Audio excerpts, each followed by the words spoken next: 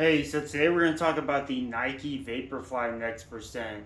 Now there's currently the Next Percent 2 out, which has a different upper, but this is the original Next Percent. This is the blue, I believe it's the Boston Marathon edition. They're all the same, green, pink, whatever kind you get. This is about a 200-mile review. These shoes are about done. As you can see, that's pretty common for these. This is my second pair. These shoes are about done, but it's my like 200, honestly maybe 300-mile review on them. What do I think, and is it worth it? And I want to get into that because these are expensive shoes. Retail is $250. I got these. This is my second pair. Paid about $180 when they were brand new, but a couple years after they come out. So I'm going to start with the upper. Then I'm going to go down to the bottom sole and whether it's worth it or not. So the upper is like a plastic. It's like a breathable plastic mesh, and it holds your foot really solid. It's not really flexible, so if you get a size that fits you is a little bit smaller, your foot's gonna sit in there like a glove. And I like that because that's great for sprinting, and if you like your foot to be held secure, not be swooshing around inside your shoe, that's perfect. They fit true to size. I wear a 9 in most shoes. These I get 8.5. So my toe is almost at the front, but this thing's not really, it stretches a little bit, but it's not stretching too much. And so it holds my foot in place. I don't get any heel slip, that's what I like. If you like some heel slip or a little bit of movement, then you can go true size. But I would definitely recommend trying it on. First, if you can't, I would say you're okay. So I would say, let's say you wear a 9 and you like a little bit of space, get a 9. If you like your shoes to be tight because you're punching it and you're running fast, I'd say get an 8, go a size lower. It's a neutral sole, so there's really no DR. There is an arch, but it's nothing that's going to cause any problems. Unless you wear a really high arch, these probably aren't going to work, but they fit mostly everybody. The laces are just normal, smooth, thin laces. The insoles do not come out, so that's another thing. If you get these shoes and the insoles come out, aren't glued down, they're fake. So if your insoles come out, they're fake. These don't come out. Let's move on to the bottom. I think the stack height's 40 millimeters. These bend a little bit because they're used, but they really don't bend. Full length carbon plate. They hold up really good. Definitely hold up over time better than the Vaporfly 4%.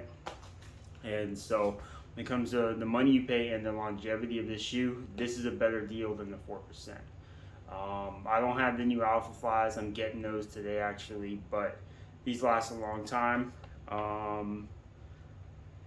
The only downside is sometimes the tongue will move to the right or it'll move off to the side a little bit, so sometimes I have to kind of move it over, but that's not really noticeable. It's a thin tongue.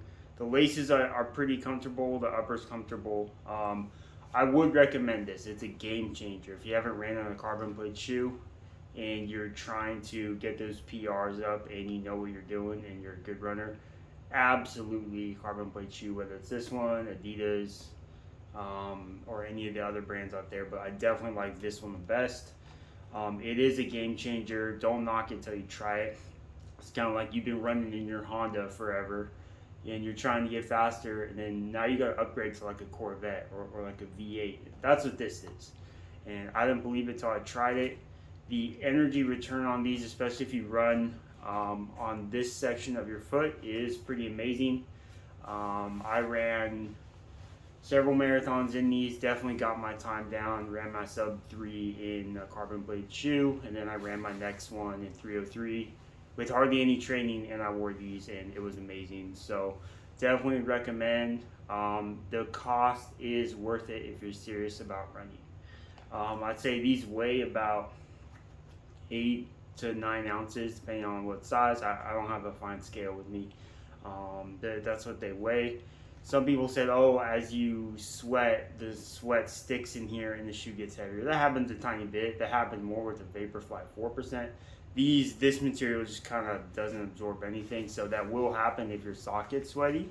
But other than that, it's not really going to be a big factor. So all in all, I rate these 9.5 out of 10 because no shoe's a 10. I have had some uncomfortability with the laces, but that's just because one foot's different than the other. It happens with everything.